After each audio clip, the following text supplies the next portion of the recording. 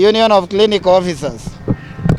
We are here today, and we were here last week on Monday to enjoy our right to peacefully and unarmed demonstrate, picket, and present petition to public offices. We came here last Monday and presented our petition to the CS so that he could be able to sit with us and be able to resolve the grievances that are very dire and that concern an environment that is unsafe, that presents imminent risk to the health of these health workers you see here. 1 week on, instead of us being called here for a meeting, we are seeing threats. We are told if we do not go back to work, we are going to be sacked. So simply what we are being asked is to go to the slaughterhouse or you'll be sacked.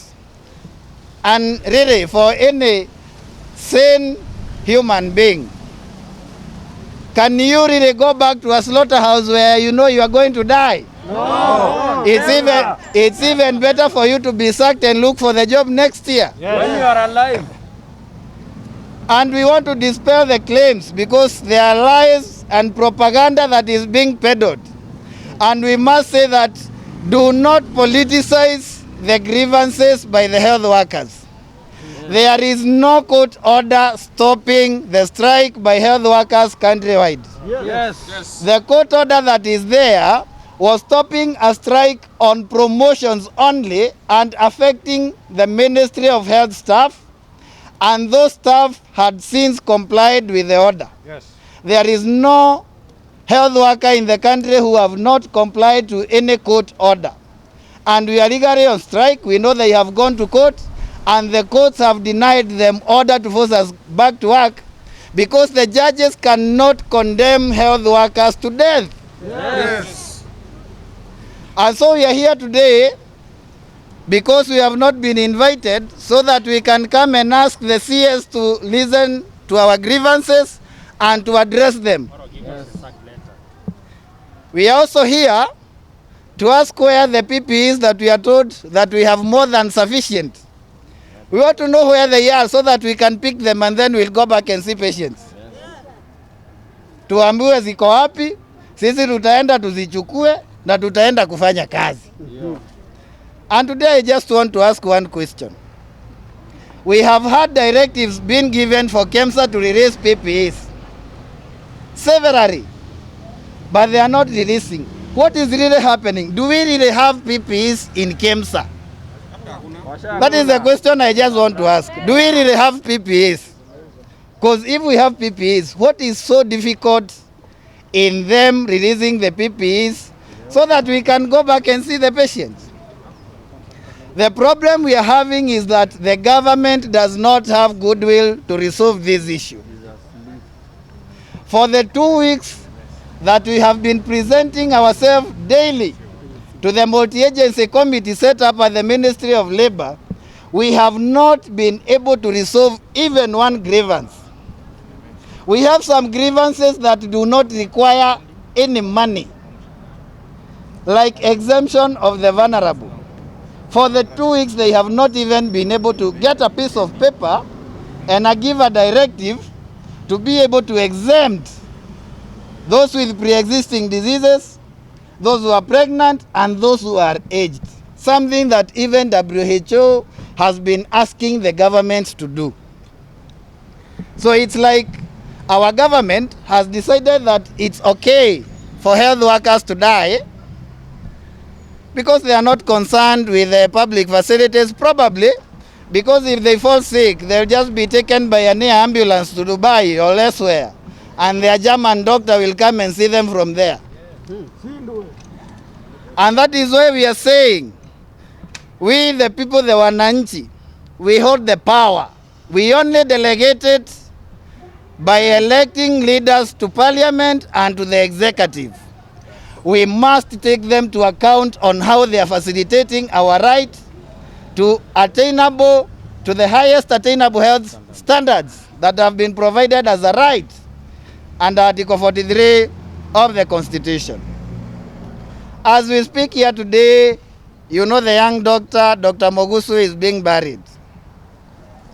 As we stand here, his family is under anxiety, his very young family, because there are no plans for him to be compensated. The group life does not extend to the contracted staff as we stand today, and so he will not be compensated.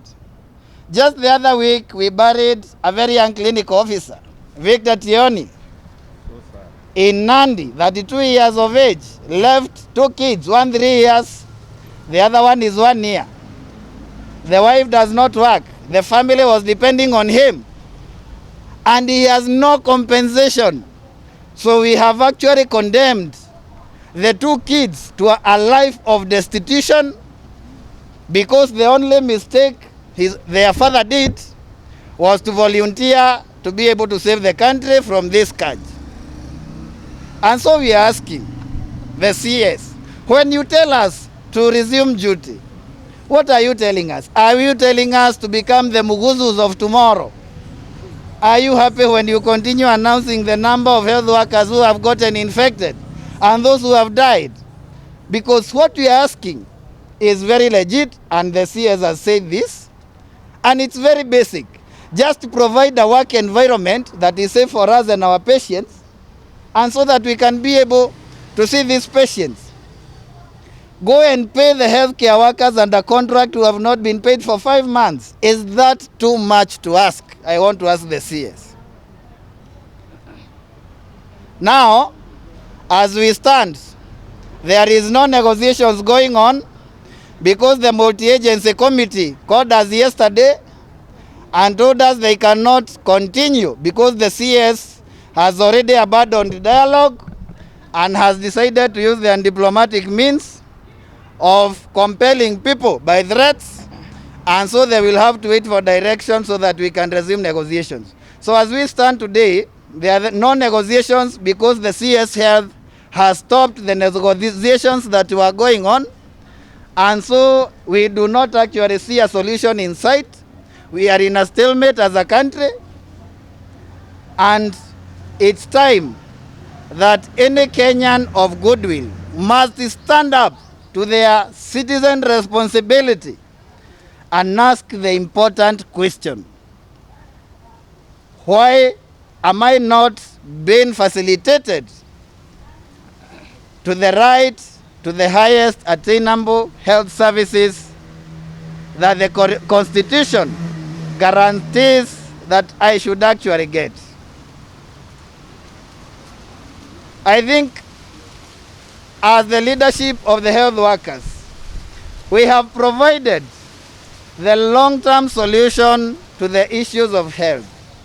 In 2017, and I want to remind the Right Honorable former Prime Minister, in 2017 at Uhuru Park, during the 100 days of doctor strike, he stood there and told the country that the only way we were going to see an end to disruption in health services every now and then was through a health service commission.